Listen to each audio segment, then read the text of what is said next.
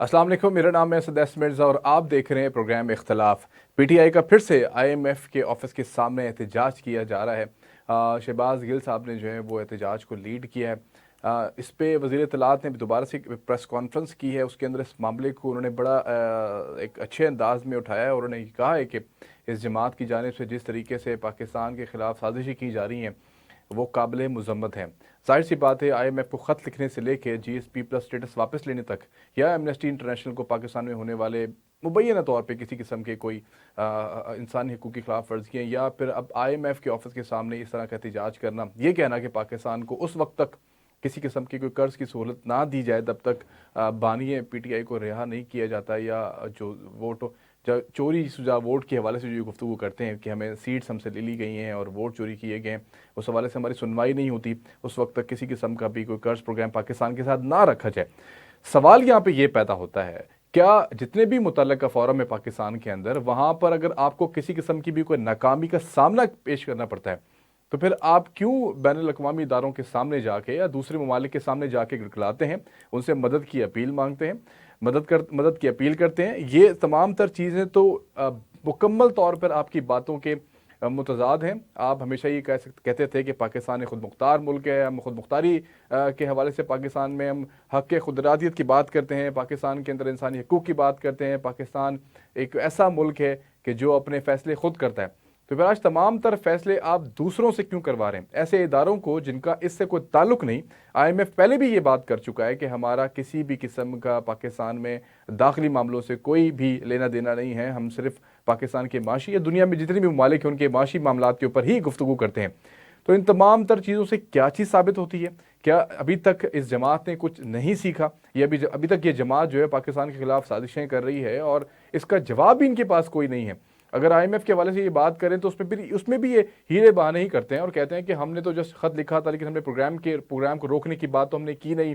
लेकिन कब ये बात इस चीज़ को मानेंगे कि पाकिस्तान में जो मुतल्लका फोरम है सिर्फ उन्हीं से ही आपको इंसाफ मिलेगा, वहीं पर आपने दलाइल देने हैं। जब वहाँ पर दलाइल देने की बात आती है तो वहाँ पर आप कमज़ोर दलाइल पेश करते हैं, फिर कोर कमेटी के इजलासों के अंदर आप लड़ते हैं कि हमारे वकला ने से तैयारी नहीं की। जहाँ तक आपको इंतखाबी निशान की देने की बात हो या आपको मखसूस नशिस्तों की अलॉटमेंट की बात हो, तमाम तर मुतल्लका फोरम के अंदर आपको नाकामी का सामना करना पड़ा है। वो क्यों करना पड़ा है, ये बात आप लोगों ने अपनी कोर कमेटी के अंदर ही कर दी। इसमें कुछ और मजीद खबरें भी हमारे पास, उसके ऊपर भी बात करेंगे। हमारे साथ इस वक्त प्रोग्राम के अंदर मौजूद हैं, पीपल्स पार्टी से इनका ताल्लुक है, अख्तर हसन गोरशानी साहब हमारे साथ मौजूद हैं। सर, बहुत बहुत शुक्रिया आपका, आपने हमें प्रोग्राम के अंदर वक्त दिया। सर, मुझे ये बताइएगा कि ये जमात तो कहती थी कि हम खुद मुख्तार मुल्क हैं और हम ग्रीन पासपोर्ट की इज्जत करवाएंगे, गुलामी से निजात दिलवाएंगे इस कौम को, तो फिर ये क्यों मुतल्लका फोरम के ऊपर नहीं जाते, वहां पे अपना एहतजाज रिकॉर्ड नहीं करवाते? ये क्यों फिर दर दर की ठोकरें खाने के लिए चले जाते हैं, कभी अमेरिका, कभी आईएमएफ, कभी एमनेस्टी इंटरनेशनल? इस पर आपका क्या मौकफ है? देखें, एक खुद मुख्तार और एक बाइज्जत कौम के लिए तो जाहिर है ये इससे अच्छी बात कोई नहीं होती कि आप आलमी इदारों के सामने हर वक्त हाथ ना फैलाएं।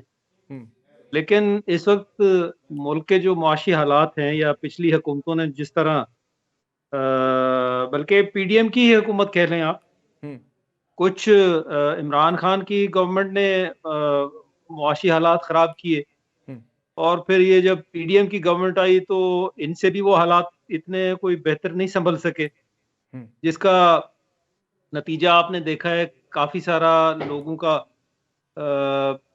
मतलब कुछ राय आमा भी इस तरह से इस दफ़ा इन जमातों को नहीं मिल सकी जिस तरह से ये लोग तवक्को कर रहे थे। तो ज़्यादा तो उसमें मेरे ख्याल में वजह वही मुआशी फेलियर ही थी इकोनॉमिक सेक्टर में। तो अभी भी अब जबकि मईशत को टेक ऑफ कराने के लिए ज़ाहिर है पहले पहल तो आलमी इदारों की मदद चाहिए होगी, उसके बगैर तो मुझे नहीं लगता कि हालात सुधर सके। तो बिल्कुल ऐसे ही अलबत्ता ये है कि जब इस दफ़ा अगर हमें कुछ बाहर से इमदाद मिलती है तो फिर ये है कि हम हर दफ़ा ही इमदाद के आदी न रहें, बल्कि अपना घर ठीक करके कोशिश करें कि आइंदा हमें आईएमएफ के या किसी और के सामने, आलमी इदारों के सामने हाथ ना फैलाने। अख्तर साहब, अब आने वाले वक्त के अंदर जाहिर सी बात है आईएमएफ के प्रोग्राम के अंदर भी हम लोग जाएंगे। इसमें इदारों की निजकारी के हवाले से भी बात की जा रही है। पीपल्स पार्टी इसमें अपना भरपूर सपोर्ट देगी मुस्लिम लीग नून को? कहीं ऐसा तो नहीं है कि कुछ ऐसे मामला दोबारा से ख़राब हो जाएं? और जिस तरह आपने जिक्र किया कि 16 माह की हुकूमत का, उसमें पीपल्स पार्टी शामिल थी हुकूमत के अंदर, लेकिन जलसों के अंदर हमने देखा कि किस तरीके से उसको कैश करने की कोशिश की गई पीपल्स पार्टी की जानिब से। और पीपल्स पार्टी ने कहा कि मुस्लिम लीग नून ने 16 माह के अंदर अवाम का कचूमर निकाल दिया, महंगाई में इजाफा कर दिया, हालांकि आप हुकूमत में शामिल थे। तो अब आपको लगता है कि अब आने वाले मजीद सख्त इकदाम होने जा रहे हैं IMF के प्रोग्राम के तहत?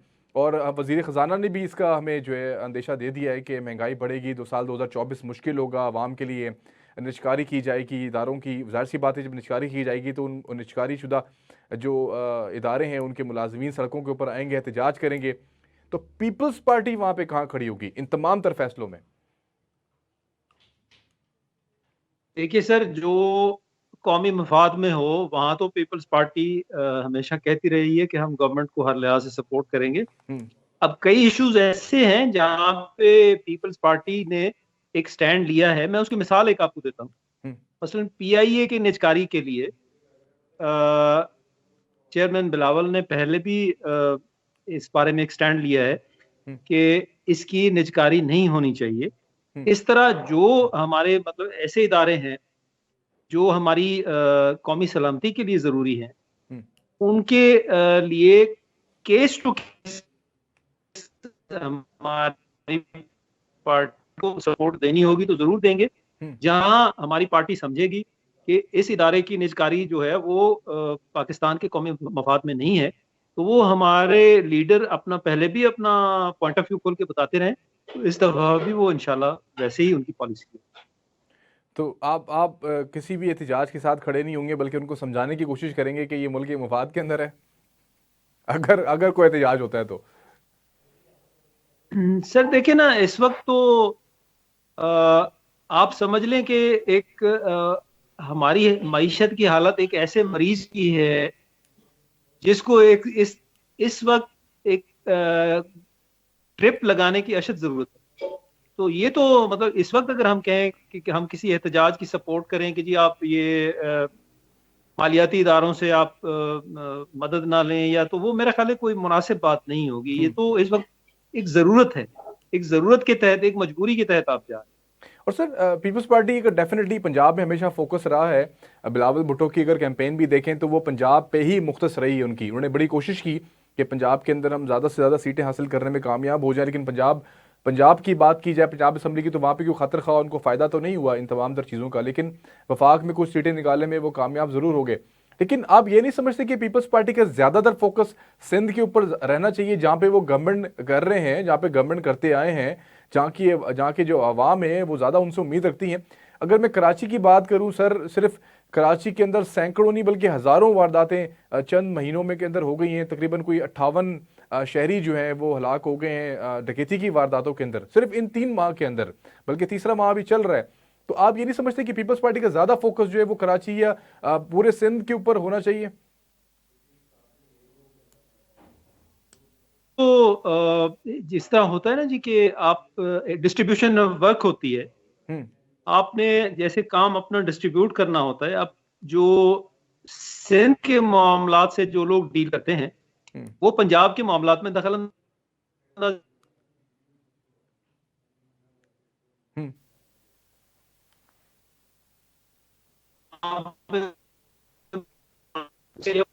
तो उनको मैंने कभी नहीं देखा कि वो पंजाब के मामलात में भी खुद को इन्वॉल्व करें। उनका सारा फोकस सिंध पे ही होता है, और जो पंजाब के अंदर हैं वो मामलात में दखल देते हैं, वो सब तवानियां सर्व करते हैं।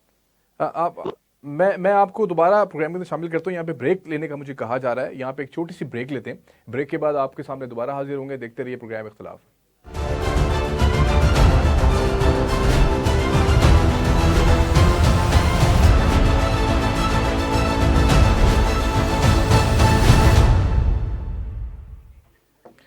बल्कि मैं जी ब्रेक से पहले हम पीपल्स पार्टी के अख्तर हसन साहब के साथ बात कर रहे थे, कराची के मसाइल के हवाले से भी उनसे गुफ्तगू कर रहे थे, साथ साथ ये भी बता रहे थे कि कहीं पीपल्स पार्टी जो है आने वाले वक्त के अंदर मुस्लिम नून को कहीं ये तो ताने देना नहीं शुरू कर देगी कि आपने हुकूमत में रहते हुए सारा बेड़ा गर्क कर दिया और आवाम की मुश्किलात में इजाफा कर दिया। हालांकि अब हुकूमत के अंदर है भी या नहीं है, इसके ऊपर बात करेंगे। हमारे साथ राना साकिब साहब मौजूद हैं, सीनियर तजियाकार हैं, इनके तजिए बड़े ज़बरदस्त होते हैं, इनसे बात करते हैं। सर एक मुझे बात बताइएगा कि शहबाज शरीफ को इस हुकूमत के अंदर इन 5 साल अगर कर जाते हैं, 5 साल मुकम्मल कर जाते हैं, तो सबसे बड़ा खतरा क्या होगा? मतलब कौन सा ऐसा चैलेंज होगा शहबाज शरीफ को सबसे ज्यादा उसके ऊपर फोकस करने की जरूरत है? इब्राहिम साहब, दोस्तों सुनने वालों को अस्सलाम वालेकुम। आपने बड़ा मुझसे मुश्किल सवाल किया, लेकिन आप पीपल्स पार्टी के दोस्त भी बैठे हैं, उनसे माजरत के साथ मैं कहना चाहूंगा कि शहबाज शरीफ को अगर किसी से सबसे ज्यादा खतरा है ना, वो पीपल्स पार्टी है। क्योंकि पीपल्स पार्टी ही शहबाज शरीफ की हुकूमत को हमेशा से टफ टाइम देती आ रही है, और इसलिए उन्होंने वजारतें नहीं ली, इसलिए उन्होंने कहा है जी हम सारे आईनी ओहदे लेंगे, हम कोई वजारत नहीं लेंगे, और मजे से हुकूमत के सारे आईनी ओहदों का मजा भी उठाएंगे, और जो भी लान तान होगी वो शहबाज शरीफ पर होगी। तो इसलिए मैं कहता हूं कि सबसे ज्यादा अगर खतरा है ना, तो वो पीपल्स पार्टी से है। नहीं तो आप समझते हैं कि हुकूमत में इनको शामिल करने के लिए कायल करना जरूरी है इस मौके पे? जी बिल्कुल कायल करना जरूरी है, क्योंकि इस टाइम जो हालात है मुल्क के, उसमें एक कौमी हुकूमत चाहिए थी जिसमें सारे मिलकर वजारतें भी लें, और सारे मिलकर हुकूमत भी करें, और सारे उसकी जिम्मेदारी भी लें, सारी उसकी रिस्पॉन्सिबिलिटी भी लें। अकेले शहबाज शरीफ को उसका रिस्पॉन्सिबल ना ठहराएं, क्योंकि मैशत एक बहुत बड़ा चैलेंज है इस टाइम। नहीं साकिब भाई, आप देखिए ना, कम से कम 16 माह की अगर हम गवर्नमेंट देखें उसमें पीपल्स पार्टी शामिल थी, लेकिन अगर हम इलेक्शन कैंपेन्स की बात करें उसके अंदर तो कम्प्लीटली पीपल्स पार्टी की जानिब से मुस्लिम नून को कसूरवार ठहराया गया। तो उसमें फिर आप क्या कहते हैं, अगर फॉर एग्जांपल अगर फिर यही तो कहना चाह रहा हूं, शामिल हो जाती है तो आगे जाके उसने फिर वही करना है? मैं आपको 2 बिग एग्जांपल देता हूं। सबसे बड़ा प्रॉब्लम ये था कि एक आप देखेंगे, जब 15 माह की हुकूमत थी तब नजम सेठी के ऊपर ब्लैकमेल हुआ कि नहीं हुआ शहबाज शरीफ? चीनी की एक्सपोर्ट के ऊपर ब्लैकमेल हुआ कि नहीं हुआ शहबाज शरीफ? और उस ब्लैकमेलिंग का अल्टीमेट नुकसान किसको हुआ? अवाम को हुआ। अवाम ने गालियां किसको निकाली? शहबाज शरीफ को निकाली। तो इन चीजों से हमें जो है ना वो दूर रहना पड़ेगा, हमें मिलजुल कर सारी रिस्पॉन्सिबिलिटी लेना पड़ेगी। ये नहीं होगा कि जो मीठा मीठा है वो हाफ हाफ और करवा तू, ऐसे नहीं करना चाहिए। हमें मिल के सारी चीजों को उसकी रिस्पॉन्सिबिलिटी लेनी चाहिए। हमें सिर्फ आईनी ओहदों का मजा नहीं लेना चाहिए, हमें सिर्फ सदर नहीं बनना, हमें सिर्फ गवर्नरशिप नहीं लेनी। हमारे साथ अख्तर साहब भी मौजूद हैं। अख्तर साहब क्या कहते हैं, क्या ये बात दुरुस्त नहीं है कि हुकूमत में शामिल होकर तमाम तरह जिम्मेदारियां यकसा तौर पर बांटी जाएं, और अगर कुछ लॉस होता है या गेन होता है, हुकूमत परफॉर्म करती है नहीं करती आने वाला वक्त बताएगा, लेकिन जिम्मेदारी सब पर बराबर की आयत नहीं होनी चाहिए? देखिए सर, जो पिछली हमारी शराकत थी तो उसमें यकीन करें हमने अपनी इलेक्शन कैंपेन्स में ये बड़ी लोगों को बावर कराने की कोशिश की, या उनको उनके सामने ये हमने या आपको एग्जॉनरेट कराने की बड़ी कोशिश की कि यार हम तो वो तो फाइनेंस मिनिस्टर मुस्लिम लीग नवाज के थे और फलाना मिनिस्टर उनका था, हमारी जो कंसर्न मिनिस्ट्रीज हैं वो महंगाई में या डायरेक्टली इन्वॉल्व नहीं। लेकिन यकीन करें लोग हमारा मौकिफ नहीं मानने को तैयार नहीं। कहा जी नहीं जी, आप भी बराबर के हिस्सेदार हैं, और वो गुस्सा हमारे ऊपर भी निकला। ये नहीं कि हम अगर अगर हम खाली आईनी ओहदे लेके बैठेंगे तो लोग हमें जिम्मेदारी से मुबारक कर देंगे, ऐसा बिल्कुल नहीं है। वो ये नतीजा हम पहले भी भुगत चुके हैं, अभी इसी इलेक्शन में भुगताएंगे। सर आप 10 इजाफी सूबाई असम्बलियां जीती हैं आपने 2018 के मुकाबले में, तो आपको तो कहीं भी नुकसान नहीं हुआ मेरे ख्याल से। अच्छा वो बात बजाय, लेकिन मतलब जो मैं तो अपने हल्के की कैंपेन की बात कर रहा हूँ ना, हमने अपनी सीट हारी है जी, तो ये उसमें बड़ा लोगों से हमें ये सुनना पड़ता था कि नहीं जी नहीं, जो हुकूमत पिछली जिम्मेदार थी तो आप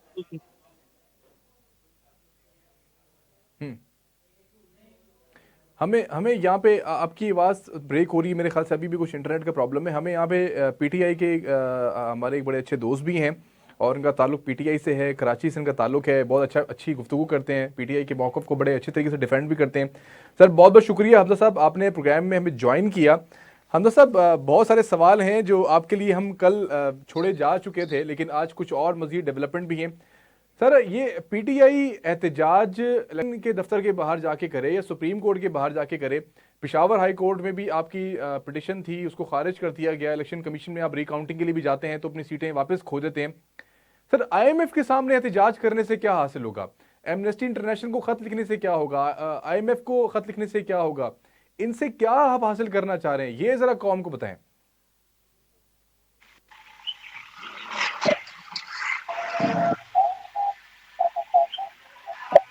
सर आपको मेरी आवाज आ रही है हमजा साहब? जी जी मुझे आ रही है, आपको आ रही है आवाज? जी जी आपकी मुझे आवाज आ रही है। आपने सवाल सुन लिया है? मैं सवाल अगर दोबारा रिपीट कर दूं। जी जी मैंने सुन लिया है। जी जी मैंने सुन लिया है। रिस्पॉन्ड करना चाहें अगर आप। असद साहब, सबसे पहले तो ये देखें कि ये जो इलेक्शन हुआ है, इस इलेक्शन में वो काम हुए हैं जो हमारी इन आंखों ने और हम नहीं देखे थे और ना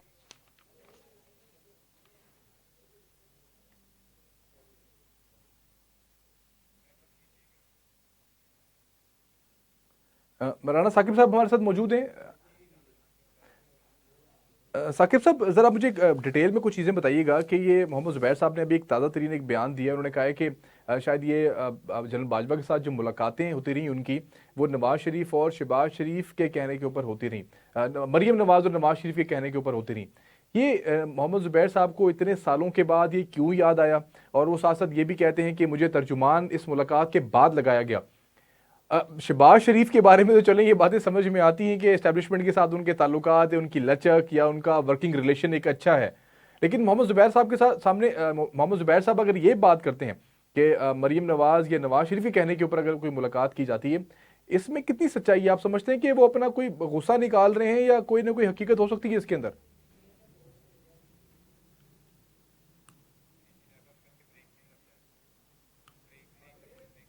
यहाँ पे हमें एक ब्रेक लेनी है। हमारे कुछ कनेक्शन के अंदर प्रॉब्लम आ रही है। जैसे ही वो ठीक होती तो हम ब्रेक के बाद दोबारा आपके सामने हाजिर होते हैं। देखते रहिए इख्तिलाफ।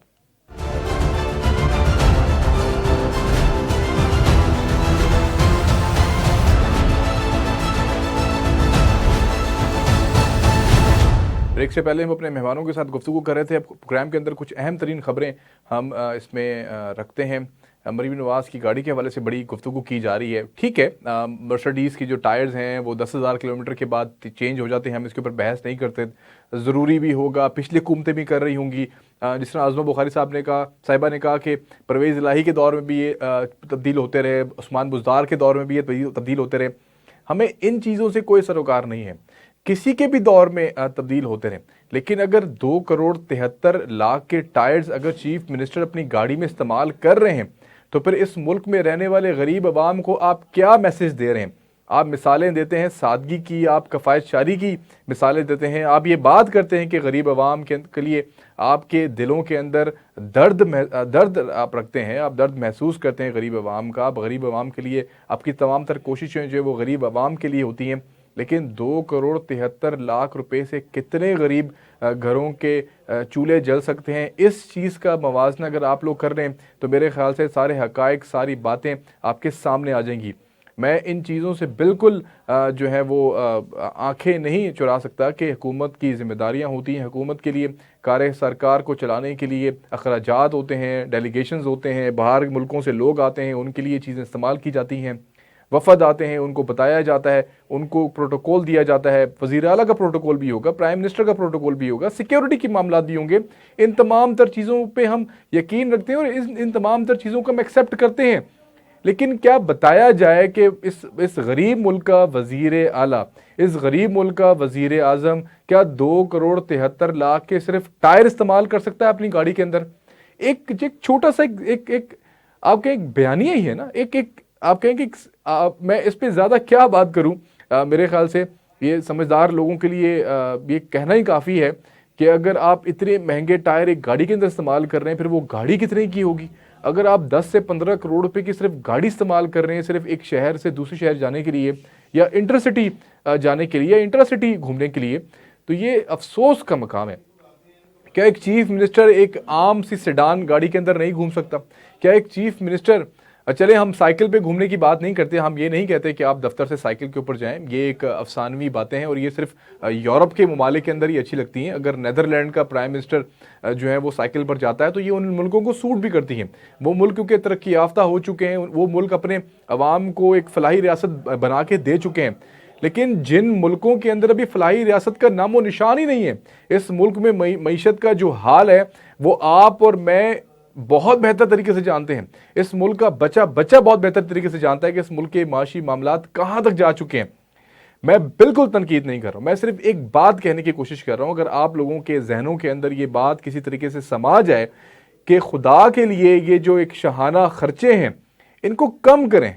आपकी ज़रूरियात होंगी, प्रोटोकॉल होंगे, मैं उससे बिल्कुल आंखें नहीं चुरा रहा, उससे बिल्कुल आपको मैं उसमें किसी किस्म का मैं आर्ग्यूमेंट भी नहीं करना चाह रहा हूं। लेकिन इस तरह की या तो आप खबरें मार्केट में लाना बंद कर दें कि किस तरीके से शहाना खर्चे किए जा रहे हैं, या उसको डिफेंड करना छोड़ दें। अगर ये चीज़ कंडेम की जा रही है, अगर ये चीज़ अवाम में ये इसको पसंद नहीं किया जा रहा, तो पहली फुर्सत के अंदर इन लग्जरी गाड़ियों का इस्तेमाल करना बंद कर दें, या किसी ऐसे शख्स को वज़ीर आला बना दें जिसको कोई सिक्योरिटी थ्रेट्स भी ना हो, जिसके लिए कोई महंगी आम सी गाड़ी में बैठने का मसला ही ना हो। एक आम से किसी शहरी को उठा के आप वज़ीर आला बना दें, आप यकीन करें वो साइकिल पर भी जाने पे खुशी महसूस करेगा। ये वो तमाम तर चीज़ें हैं जिसके ऊपर अमल करना ज़रूरी है। और यहाँ पर मैं पीटीआई की बात करूँ, मोरूसी सियासत के खिलाफ सबसे ज़्यादा आवाज़ उठाने वाली पीटीआई, एक इंतहाई शर्मनाक चीज़ हमारे सामने आई है। इस जमात को लेके अली अमीन गंडापुर साहब की मुलाकात हुई ex prime minister Imran Khan से। वहाँ पर बानिए पीटीआई ने अली अमीन गंडापुर से कहा कि तुमने काबीना में अपने भाई को कहाँ एडजस्ट किया है। मतलब कैन यू इमेजिन कि अब वहां पर भाई को वजारत मिली या नहीं मिली, इसके ऊपर बहस की जा रही है। अवाम को रिलीफ मिला या ना मिला, इसके ऊपर कोई बात नहीं हो रही है। तो ये वो चीज़ें हैं जो हमारे इन सियासतदानों के हवाले से एक भयानक तस्वीर पेश कर रही हैं। ये लोग कहाँ जाएं, किसके दरवाजे के ऊपर जाएं, इनको हर तरफ जो है वो अंधेर नगरी और चौपट राज नज़र आ रहा है। साथ में फिर वज़ीर आला जो खैबर पख्तूनख्वा हैं, उन्होंने आके ये नहीं कहा कि खान साहब आप तो मरूसी सियासत के खिलाफ हैं, आप ये बात क्यों कर रहे हैं कि मैंने अपने भाई को एडजस्ट किया या नहीं किया। उन्होंने आगे से कहा कि मैंने उसको ज़िमनी इंतखाबात में कौमी असम्बली की सीट के लिए खड़ा कर दिया है। अब NA 44 DG खान से उनके भाई जो हैं वो इलेक्शन लड़ेंगे। तो ये हमारे सियासी लोगों का जो है वो पसे मंज़र है। ये वो तमाम तर चीज़ें हैं जिसकी वजह से अवाम शायद इस हाल तक पहुँच चुकी हैं, किसी किस्म की कोई संजीदगी नज़र नहीं आती है। अगर ये लोग अपने ख़र्चों को कम करना शुरू कर दें, अगर ये शहाना खर्चे, ये लग्जरी गाड़ियों के अंदर घूमना, ये महंगे महंगे सफ़र, बैरून मुल्क के सफ़र करने, अगर इन चीज़ों को कम कर दिया जाए तो मेरे ख्याल से इस अवाम के अंदर एक उम्मीद भी पैदा हो जाएगी। और हर दिन जो नौजवान इस मुल्क से बाहर जाने की बात करता है, उस मुल्क में जाने की बात करता है कि जो पहले से ही फलाई रियासत बन चुकी है, फिर भी वहाँ का वज़ीर आज़म साइकिल पर प्राइम मिनिस्टर हाउस जाता है, तो उन मुल्कों में फिर क्यों ना जाएं। इस मुल्क के सनतकार, इस मुल्क के कारोबारी हजरात इस मुल्क में से बाहर पैसा लेके क्यों ना जाएं। अगर इस मुल्क के अंदर ये चीज़ें आपको ख़त्म नहीं कर सकते अगर आप, तो मेरे ख्याल से किसी किस्म की कोई फिर उम्मीद दिलाने की कोई ज़रूरत नहीं है इस कौम को। हर चीज़ अपने घर से शुरू होगी। आप अपने घर से तमाम तर मामलात को शुरू करें, फिर ये कौम भी आपका साथ देगी, इस कौम का नौजवान भी आपका साथ देगा। इस तरह, और ख़ास तौर पे मैं सिर्फ अज़मा बुखारी मेरे लिए बहुत मोहतरम है और मैं उनकी बहुत रिस्पेक्ट करता हूँ, लेकिन जान की ईमान पाऊँ तो सिर्फ एक छोटी सी बात आपके सामने में एक अर्ज़ करता चलूँ कि अगर उस्मान बुज़दार ने 2,73,00,000 रुपए के टायरों के लिए ख़जाने से रकम मांगी होती, तो सिर्फ आप 1 मिनट के लिए वो बयानिया बता दें कि आप क्या जवाब देती जाके, और आपका क्या रवैया होता और आपकी क्या गुफ्तगू होती मीडिया चैनल्स के ऊपर जाके, अगर यही काम उस्मान बुज़दार के दौर के अंदर हो रहा होता। आपने बड़ा बेहतरीन अंदाज में डिफेंड किया, ये आपका काम है, आपका हुकूमत को डिफेंड करना आपका काम है, लेकिन ये चीज़ सोचा करें कि जब आप लोग अपोजिशन में होते हैं तो इन चीज़ों को किस तरीके से डिफेंड करते हैं और किस तरीके से उसके ऊपर तनकीद करते हैं, और जब आप हुकूमत में होते हैं तो आपका रवैया ही तब्दील हो चुका होता है। तो मुझे उम्मीद है कि आने वाले वक्त के अंदर कुछ बेहतर चीज़ें नज़र आएंगी। मुश्किल फ़ैसले हैं, ज़रूर हैं, आप करें, लेकिन आप ख़ुद भी जो है ना एक स्टेप आगे जाके इस मुल्क के अवाम के लिए कुछ सोचें, उस मुल्क की अवाम के लिए कुछ कर गुजरें, ताकि ये मुल्क की अवाम भी जो है वो आप लोगों पर भरोसा भी करे, बल्कि आप लोगों की उम्मीद के साथ आपके साथ कंधे से कंधा मिलाकर इसकी तामीर और तरक्की के अंदर अपना भरपूर किरदार भी अदा करें। ये था मेरा आज का प्रोग्राम। उम्मीद है कि आपको ये प्रोग्राम पसंद आया होगा। इंशाल्लाह ताला अगले हफ्ते फिर आपके साथ इस प्रोग्राम के अंदर हम फिर शामिल होंगे। जो लोग इस प्रोग्राम को देखते हैं, पसंद करते हैं, उनका बहुत बहुत शुक्रिया। आपकी कीमती राय से आगाह करते रहा करें। सोशल मीडिया के ऊपर, वॉइस न्यूज़ के तमाम तर सोशल मीडिया के ऊपर अपनी कीमती राय का जो है इजहार करते रहा करें। हम बहुत डीपली एनालिसिस करते हैं आपके कमेंट्स का भी और आपकी सजेशंस का भी। तो मुझे दीजिए इजाज़त। मैं था आपका होस्ट मिर्ज़ा। अल्लाह हाफिज़। आप देख रहे थे वॉइस न्यूज़।